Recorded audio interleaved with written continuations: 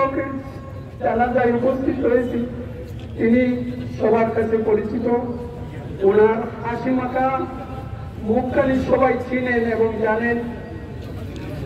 তো আমি ওনার আন্ডারে আমি ওনার সেক্রেটারির দায়িত্ব পালন করেছি, জেলা সেক্রেটারির। উনি জেলা আমির ছিলেন।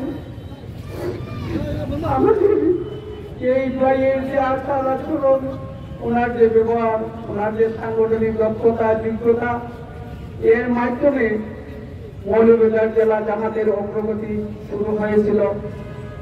এর ধারাবাহিকতায় সংগঠন আজকে শাখা প্রশাখা ফুল ফলে সুশোভিত হয়ে জামাত, বাংলাদেশ জামাত ইসলামী এই পর্যায়ে পৌঁছেছে।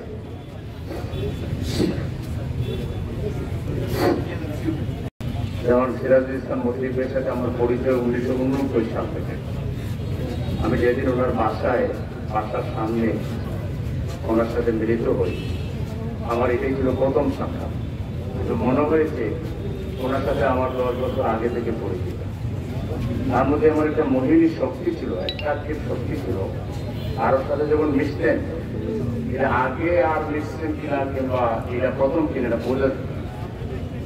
আর এমন একটা প্রশস্ত হৃদয় ছিল।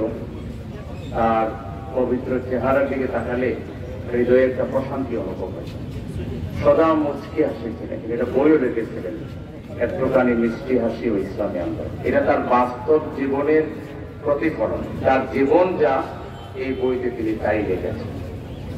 তার যে ভদ্রতা, তার যে মার্জিত স্বভাব, এত বড় মাপের একজন জামাত ইসলামী নেতা ছিলেন, কেন্দ্রীয় মজলিস শূরার সদস্য ছিলেন, জেলা আমির ছিলেন, কিন্তু ছোট বড় সবার সাথে একেবারেই আপন করে নিতেন।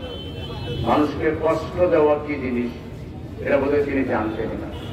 কাউকে কোনোদিন কোনো একটা কটু কথা বলেছেন, আমার কাছে মনে হয় তার দিকে তাকালে কেউ এটা মনে করবে না যে কারোর সাথে।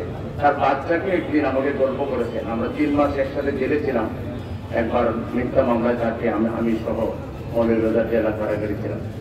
বললেন যে তার এক ছেলেকে তিনি মারতে গিয়েছিলেন, মারবেন না, জাস্ট একটু শাসন করতে গিয়েছিলেন, তখন তিনি কেঁদে দিয়েছেন। মানে এরকম একজন দয়ালু মানুষ তিনি ছিলেন, যে কাউকে মারবেন, গালি দিবেন, কাউকে কটু কথা বলবেন। আমার মনে হয় তার জীবনের সাথে আমি মাঝে মধ্যে সূরা ফুরকানের শেষটুকু মিলাইলে দেখি যে একেবারে হুবহু প্রতিচ্ছবি।